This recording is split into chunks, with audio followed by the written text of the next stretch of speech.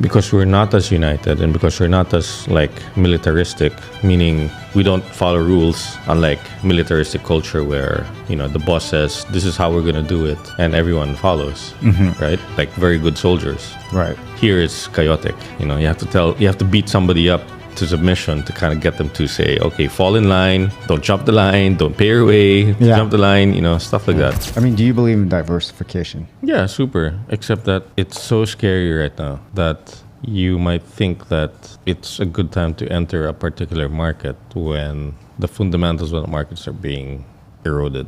And I realized, 25, 30, 40 years ago, there was nobody but Philippines and Japan. There was no Malaysia, there was no Singapore, there was no India, there was no China. What do you mean there was no other market? Meaning, in the 50s when we got given our independence, 45, 46, when we got our independence, and then the rebuilding from the war happened with the Marshall budget, Marshall funds. The U.S. government gave money to Germany, or the allied countries gave money to Germany, and we were a colony of the U.S., so the U.S. fixed us up. So after that, there was no Korea. It was embroiled in war. There was no China. It was embroiled in civil war. Right. So many countries were at civil war between the 50s to the 70s that the only real investment haven at that time in Asia was Japan and the Philippines. Philippines and Hong Kong. Right.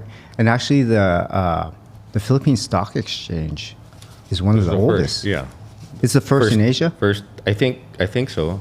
You had a lot of firsts coming from the Philippines. And so the Philippines, because of that, had a 20-year run, from 50s to the 70s. Right. And then things started to break down with martial law in 1972. Right.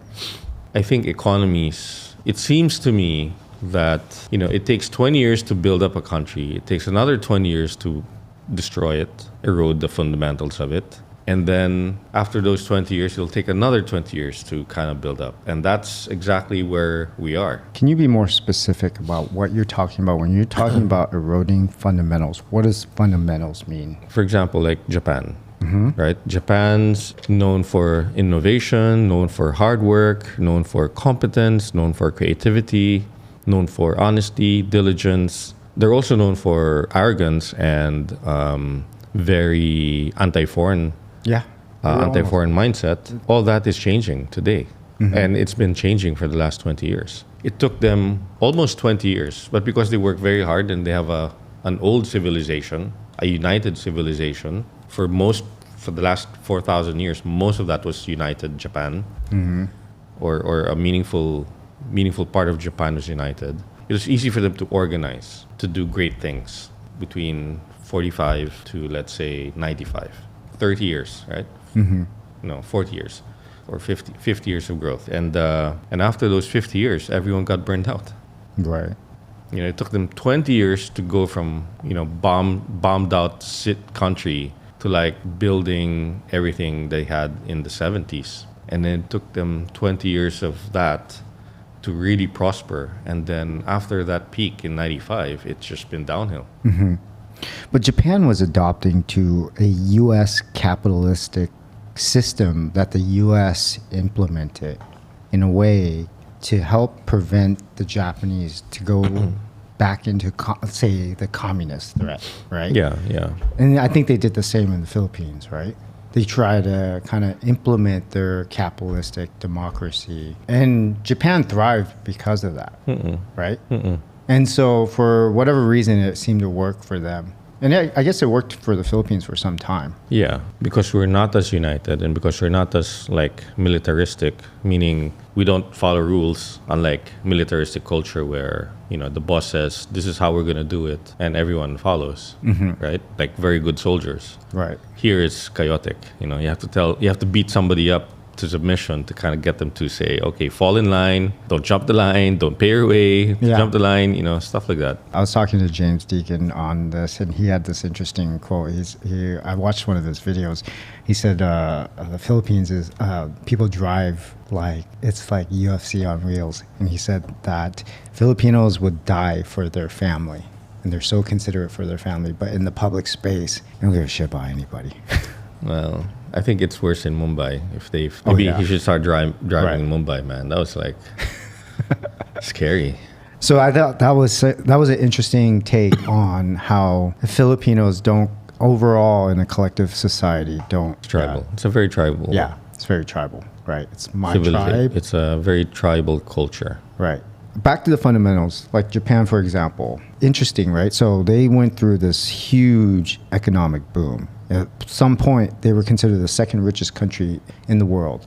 And there was this whole huge, massive asset inflation, right? All the equity stocks was worth so much. Like at one point, the Imperial Palace was said to be worth more than all of California in terms of real estate value. So overinflated. Then it went through this massive crash as a result from that bubble bursting.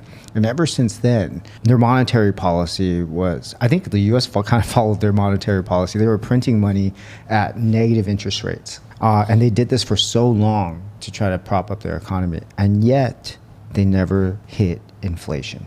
They never hit hyperinflation. Everyone's going to agree that the economy, the real economy of Japan, is nowhere near 40,000. But the index is at 40,000. So that gap, I think, is quite massive. Massive, massive, massive. For me, personally, is a very big indicator of that bubble. Japan's contribution to GDP was much higher back then, right?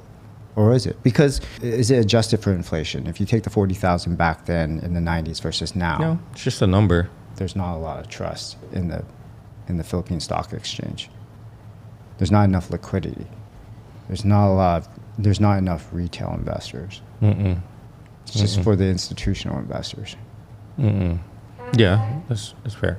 When you're talking about fundamentals are out the door, I really think it's liquidity. What do you mean by that? Like, what do you mean the fundamentals are shifting? Because I think there's not enough measurements for liquidity, and liquidity drives value, not earnings. Earnings does not drive value. The days of like fundamental real estate Value investment, investing? yeah. What happened to value investing? That's out the door. Yeah, that's out the door. Yeah, in the same way, fundamental, the reasons why we like, for example, Europe, the reasons why we like Europe as an example, those reasons are disappearing. What were the reasons we liked Europe? Well, it has something to do with maybe the Roman values, the Christian values, the work ethic that they had, rightly or wrongly, the colonial mindset, the architecture, the open market, the integrity that they used to have. All those things are being eroded right now.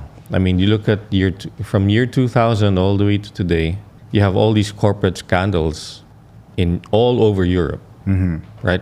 Big and small economies. Look at, like, for example, what Deutsche Bank went through in the last 25 years. You know, Deutsche Bank was what like happened one there? of, I mean, just all these corporate basically, a lot of companies were lying. A lot of executives were lying about the state of their companies that they were running.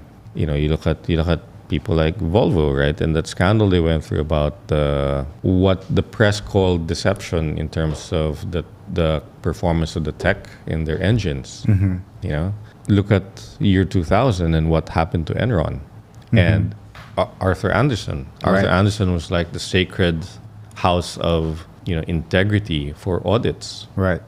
and it was hallowed Right. from Enron days when all these scandals happened were brought out to light, right?